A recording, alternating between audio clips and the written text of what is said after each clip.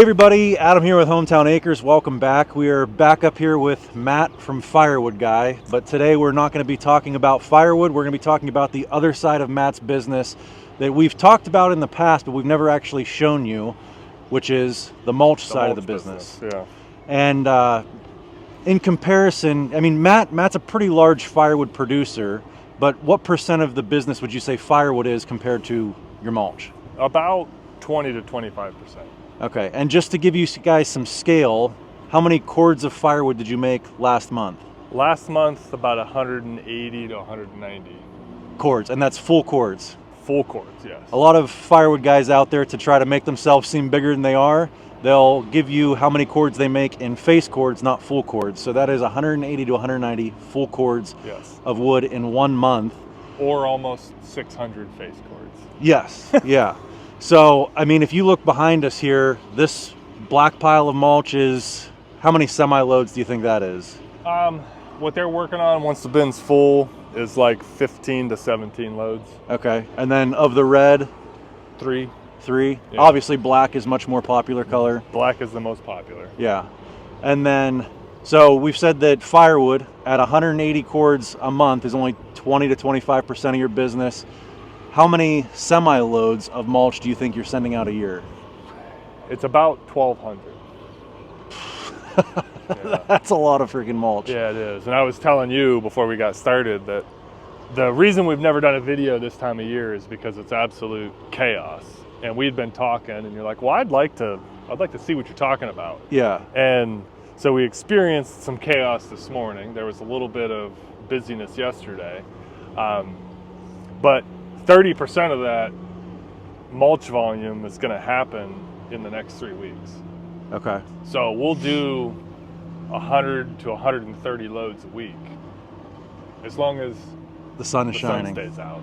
So very, very seasonal business. Yeah. So, and that's why you've diversified into other things with, well, I guess the whole business here started with firewood, and then you moved into mulch further on down the line. That's correct. So who's your customer for the mulch? My customer for the mulch is a retail landscape yard. If you drive down highways, you'd see the mafia block bins with mulch and soil and rock. Those would be my customers. So I'm mainly a wholesaler. I provide them with the product to then resell to the public on a retail basis. We do a very, very small amount of retail pickup here at the yard. I was going to say, since the time that we were here yesterday and today, I've seen 1 or 2 people pull in with a landscape trailer, or I think I saw them dumping a 3-yard bucket into the back of a Toyota Tacoma earlier this morning. Yeah, it's kind of silly. You know, a short bed pickup comes in and we've got a 10-foot wide bucket and we're trying to put a yard in, and customers are usually happy because they get way more than a yard. Right. But it's just, it kind of makes little messes everywhere because we can't ever fit them in the bed of the truck. Right. But so you've started out as a firewood guy. You said when you were like 14 years old, you started cutting and splitting and selling firewood. How do you go from that to getting into this business? Simple answer is you solve problems. You just keep solving problems. Yeah. And that's kind of what's got me from a one-man band cutting and splitting wood to what we're doing today. And you've got 17 employees now, right? Yes. And it's kind of, we're talking about seasonal businesses. And the funny part was, when I started the mulch business, I thought this would be a really nice compliment because it's the opposite season as firewood season. Right, fall versus spring. Right, and so I used to get like, you know, I'd be flush with cash in the fall. I'm selling all the wood. Everything looks good. I always looked forward to fall, and then it was like hunker down, and spring was always a rough time. And I thought, well, I'm going to start a mulch business, and then it'll be the exact opposite. I'll be in good shape.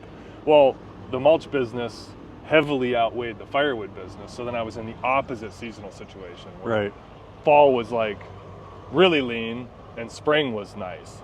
And so it's just kind of been like a buff this one up, and then this one gets too big, and then we got to bring this one up, trying to keep some kind of balance and diversity, keep everybody busy year round. It's really been about keeping good people in a job. Yeah. Because I never wanted to be 100% seasonal, because then it's like you get good people, then you let them go, and next year it's like, are they still going to be there? I got to train new people. Right. And so I try to keep all the So when you got into mulch, what problem were you solving that opened the door to open this side of the business?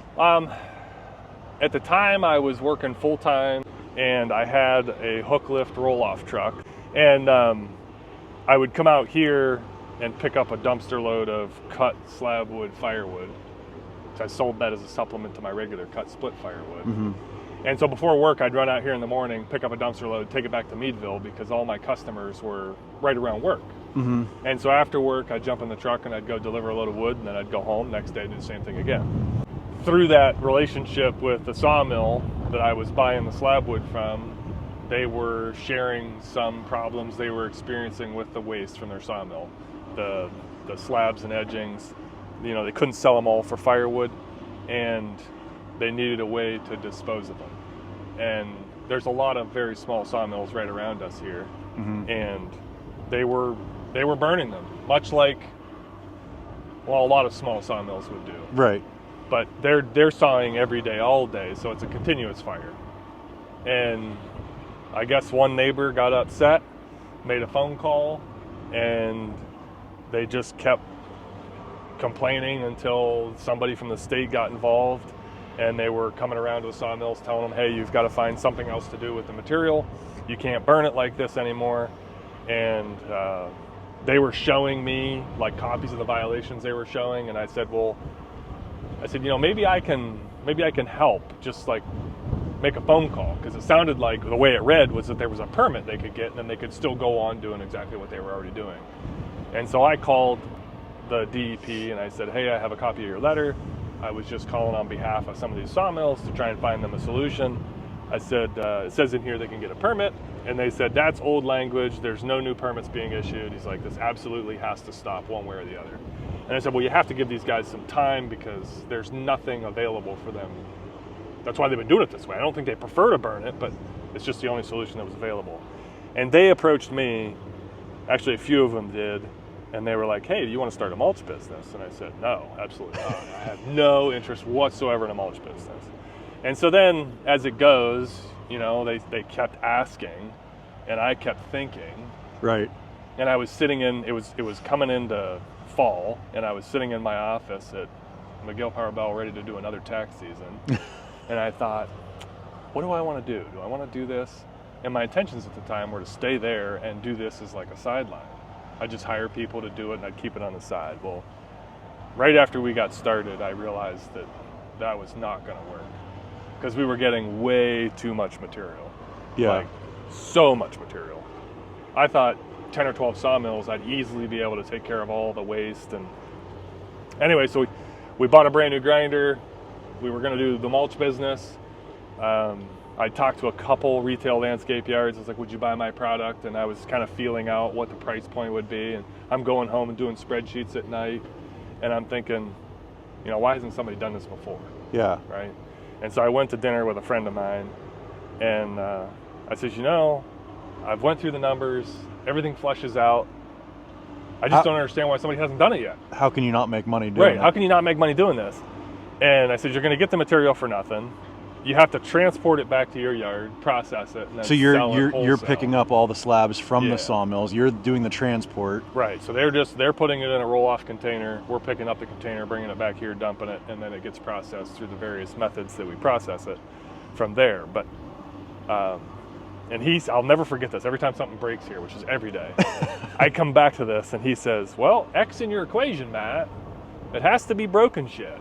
Yeah. And I said, "But I've accounted for that. I mean, I put like 25% on repairs and maintenance, you know, thinking I'm buffered, I'm covered." Because I had no You're being favorable or Right. conservative. And going from a firewood processor and a couple trucks to a big horizontal grinder, the wear and tear was a very big concern. Like, I thought, this is one thing I really got to nail down, and I didn't nail it down well enough because X was not big enough. And I mean, we make money, but it's not. If I was doing the volume I am today on the spreadsheet I had made to start the business, I wouldn't be doing it anymore. You could have retired 5 years Yeah, ago. I would have made all my money, and I would have been done, gone, moved into a retirement home somewhere, and enjoyed myself down south where it doesn't snow. Yeah. But like you said, that's a perfect world, and we don't live there. Yeah. So. Yeah. The logging and timber industry just eats heavy equipment. Yeah, and I had a service tech from the grinder company here one day, and he said, "Now, Matt, remember, anything that destroys stuff for a living is in turn going to destroy itself." Yeah. And that's just the story. Yeah. It just wears out. So anyway, that is kind of a background on how Matt got started in this business, taking care of sawmill scraps and offcuts and slabs, bringing them back here, and obviously invested pretty heavily in grinders and colorizers and all that. And you sell what? Black mulch, red mulch, brown mulch, and then natural? Yeah, we sell natural, and then we make a raw wood fiber that's made to spec for a large national bagging company that sells at Home Depot and Lowe's. Now, aside from mulch, so you sell to a big national retailer for the mulch side, but another part of the business is wood chips too, right? Yeah, that's correct. And where does that go? Those go to an MDF mill where they make medium density fiberboard. So that ends up in Home Depots and Lowe's all across the country. It ends up in various forms of furniture. And like when we talk about, like Adam and I have talked about, when you go to the store and you buy a bag of this company's mulch, it's like the probability that any mulch that came from this place is in that bag or in that sheet of plywood is so infinitesimally small. Right. Because they're so big. You know, we're just a very small part of even though he's doing 1,200 semi loads of mulch a year, that just gives you an idea. You're one of 100 different suppliers that might be supplying to that big name that most of you probably have heard of. We're not going to say it here on camera, but if you've ever bought mulch before, you probably know who we're talking about. Anyway, so that's kind of the intro and the backstory on how Matt went from being a firewood guy to a mulch guy who also does firewood. I do want to take you and walk you around the yard a little bit and just show you how all of this works, because it's pretty fascinating. It's going to be almost kind of a Hometown Acres version of how it's made. All right, so we're back here at your slab yard, and you've got your grinder back here. Give us kind of the order of operations of how things go. This is the starting point of the mulch, right? Yeah, so the first step is we got to bring it in, and then a wheel loader would pick it up and bring it back here and stockpile it, because the grinder will far outpace the truck coming in. And so we use this to kind of buffer in between. So we're bringing it from what's coming in every day and what we have stockpiled as we're grinding. And so the wheel loader puts it in front of the Mini. The Mini's got a rotating log grapple on it. He picks it up, puts it in the horizontal grinder, and then it gets ground one time through that horizontal mill. It goes up this outfeed conveyor. On that outfeed conveyor is a magnet. That magnet is there to pull any metal that could possibly be in the wood. We don't get a lot, but you know, if somebody had a tree stand in the woods and they put steps up there, this will blow the slab apart. Any metal that might be in it would get pulled out and put off to the side so it doesn't end up in our finished product. Also has a magnetic head pulley. If that magnet doesn't get it, the magnetic head pulley does, pulls it back down into here.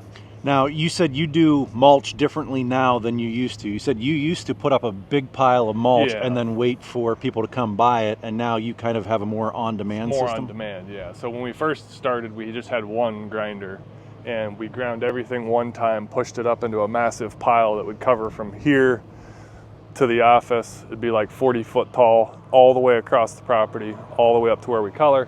And then in the spring, we'd pull the grinder from back here, we'd move it up onto that pad where the colorizer is sitting now, we would regrind and color with the grinder.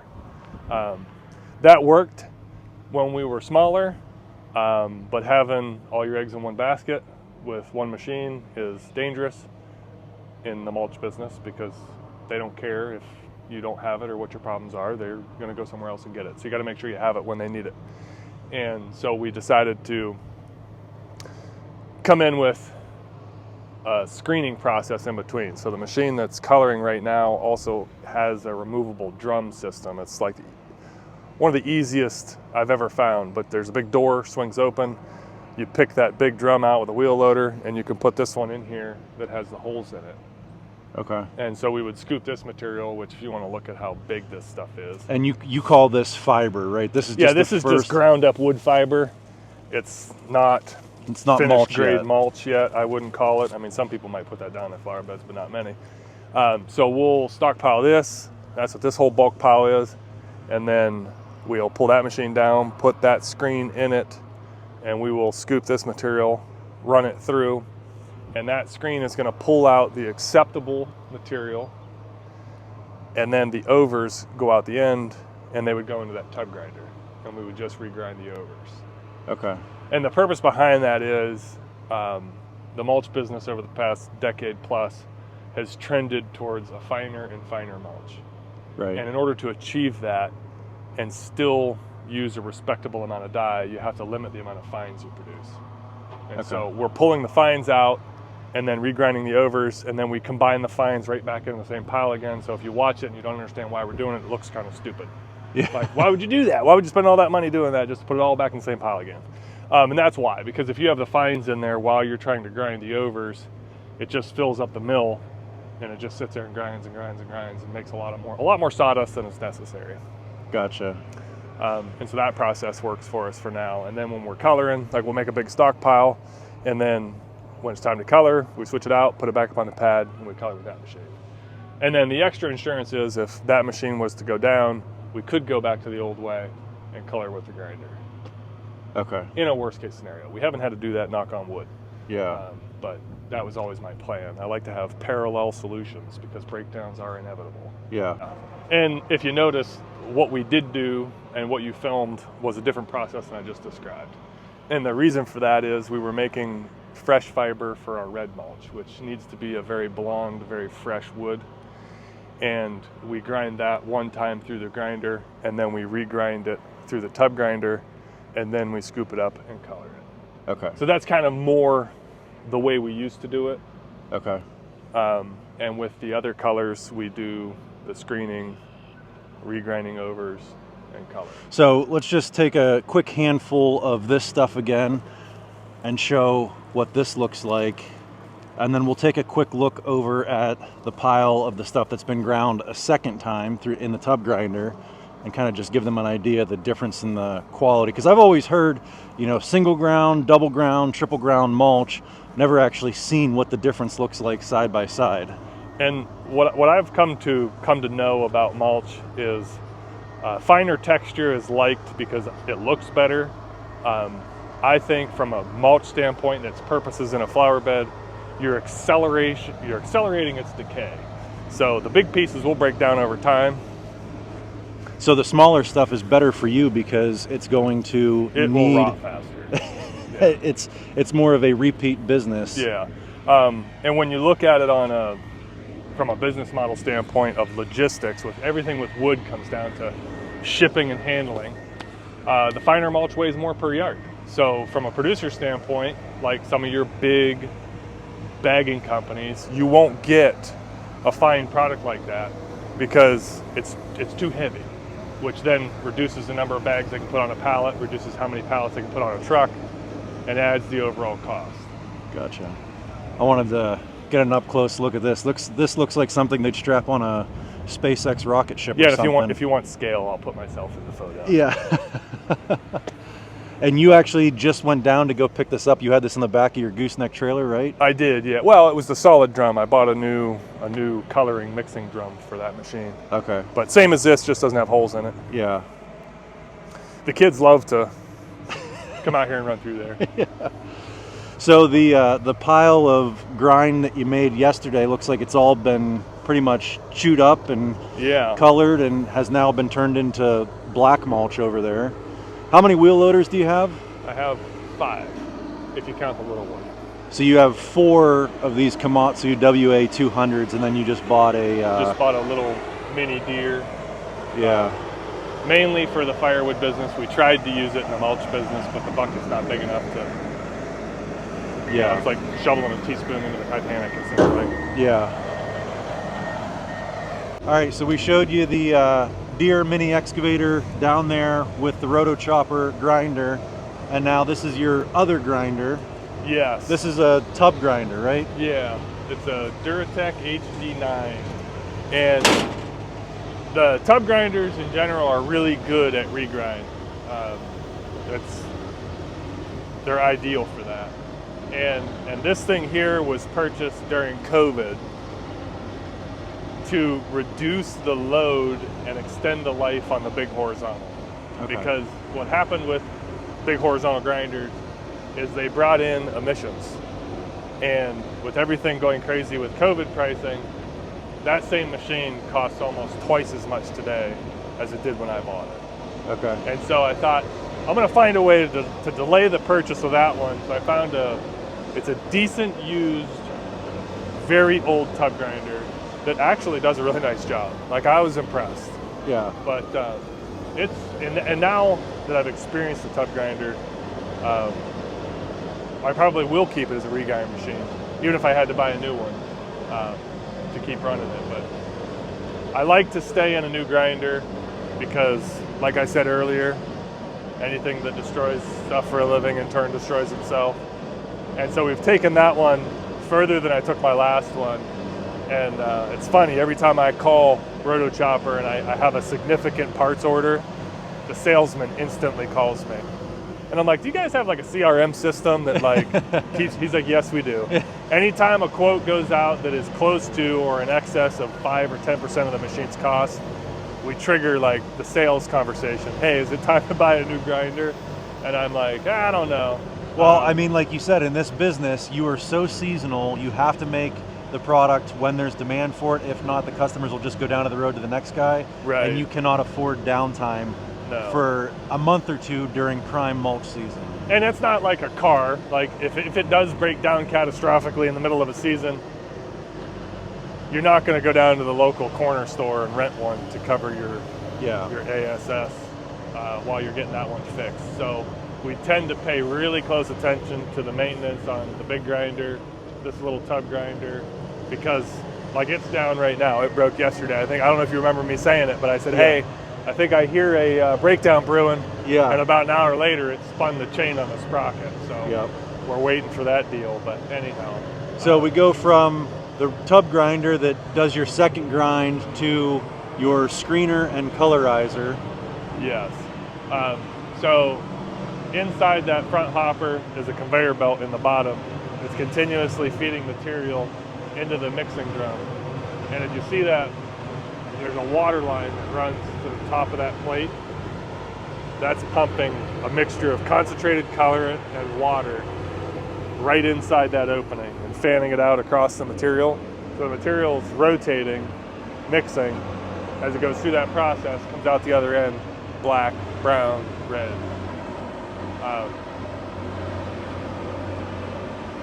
And this process actually uses very little water. Yeah. Like half as much as you would if you were coloring with a grinder. Yeah. And so that's been a major bonus of not something we planned on, but just does a really good job coloring. So as you guys remember, this is where I used to get my IBC totes from, because that is what the mulch dye comes in, is those 275 gallon and 330 gallon IBC totes. That's correct. And you still have some available for sale, but you also use them yourselves. Yeah, we do, but not all of them. So we do, I think we still do have some. And of course, right now we are emptying them, so they become available now into the fall. The biggest problem I have when I use them for myself is the bladders. Getting rid of them. Yeah, and actually, an idea for YouTube. The guy took some. I just gave them away for free, but he took the bladders, cut them out, and he's using them for calf hutches. Hutches on a dairy farm. Oh, okay, yeah. You ever see those little white igloo things? Yeah, yeah. So they actually work really nice. And he's like, I'm not spending $100 on each one of those hutches. I'll just get these for free, cut the opening out. Yeah. So anyways, I love the ingenuity of finding out what people are using these things for as they come and get them. Yep. One guy was stacking them up and using them for paintball obstacle course. Yeah. Yeah. So anyways, just ideas, take the bladders. But. Yeah. All right, guys, so we are back here in front of the finished product piles of the colored mulch here, and I don't know, coming out here and being able to look at all this stuff, it's pretty impressive, the scale at which you're doing it. I know I had mentioned before that, you've got maybe 10 acres of slab wood from the sawmills back there, and you burn through that every single year and turn it over, and that just blows me away. The first time I saw it, I was like, oh, that's like a 3-year project, and it's like a 2-month project. It's a 2-month project. and that's the part, like, a couple people have asked me, how big of a firewood producer are you? Are you the biggest one in Pennsylvania? And no, I'm not by any stretch of the imagination the biggest firewood producer in the state of Pennsylvania or the biggest mulch producer in the state of Pennsylvania. So, would you, in terms of mulch, would you say you're a small producer, medium, or large producer? I would be a medium-sized producer on the wholesale mulch side. Okay. There's guys that are much larger than me, and there's guys that are much smaller than me. I would say in our region of the world, I would probably be the largest, but you start stretching out 100 miles, and there's some pretty big players that I pale in comparison. Yeah. Honestly. Yeah. Which is crazy that you look at something like this and realize that there's people out there larger than this here. Yes. And I know this because of YouTube, and I've done business with some of them. The dye salesmen that come in, and I honestly feel like I'm a pretty small guy in the mulch business, but they tell me, no, you're pretty good. You're pretty mid-sized. Yeah. And they base that on how many truckloads of dye I get, and so it's, not that any of that matters to me. It doesn't. It really doesn't. I worry about me and what I'm doing here, but I know all of the conversations, everybody's interested in how much you do and how do you do it at scale, and that's so big, and there's so much going on, and all that overhead, and it's just like anything. You start small, and then it just gradually builds over time. Yeah. Like, I walk in here and I'm blown away. However, you've been here from day one, so you're not. Right. The only awe I get is when I look at old photos. Like, I could share some old photos of what this property looked like in 2012 when we started the mulch business. Yeah. And there was just like brush and trees like this high. And so that's very humbling when you feel like you haven't gone anywhere, you're not where you want to be. It's like, well, let's look back where you started. Yeah. And one thing I wanted to add before we wrap up is I'm a small business. We're talking about small business. I do business with a lot of other small businesses. And with modern day convenience and big corporate America kind of taking over almost every facet of life, from mulch to your coffee, it really, really does help businesses like mine and like ones I do business with when you buy from a bulk bin or have your mulch delivered in bulk instead of in bags. I sell it both ways. I'm selling to the bagging company. The money I get from that is a lot smaller than what I get from a wholesale tractor trailer load to a customer of mine. So I just encourage people to, not just in the mulch business, but in everything you do, if you can buy local and support a small business, that money stays right in your neighborhood. Those people employ people friends of yours. They support your local little league team. They donate to the dance team. Their names are the ones that are around the field at the baseball stadiums. And so I get a little bit, not irritated, miffed, I guess, when people come and ask for a sponsorship, and I'm like, well, I haven't seen you before. Like, have you come here and bought firewood? Have you come here and bought some mulch? It's like, feels like sometimes, and I share this similar feeling with other self-employed individuals where they're like, where's the community when we need the support?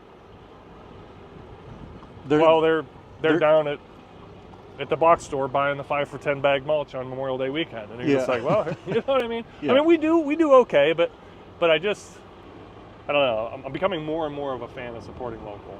If the community supports you, you support the community. And absolutely. It's all one loop, and when you're spending your money at the big box store, and they have their place. I'm not trying to run anything down or throw anybody under the bus.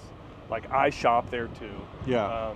It's just, like we talked about this earlier, my dad, he's 70 years old now, and he goes and buys his bagged mulch from Home Depot, but it's because he used to every year get a dump trailer load or a dump truck load of mulch delivered in the driveway and pitchfork it in a wheelbarrow and go around the house and spread it around.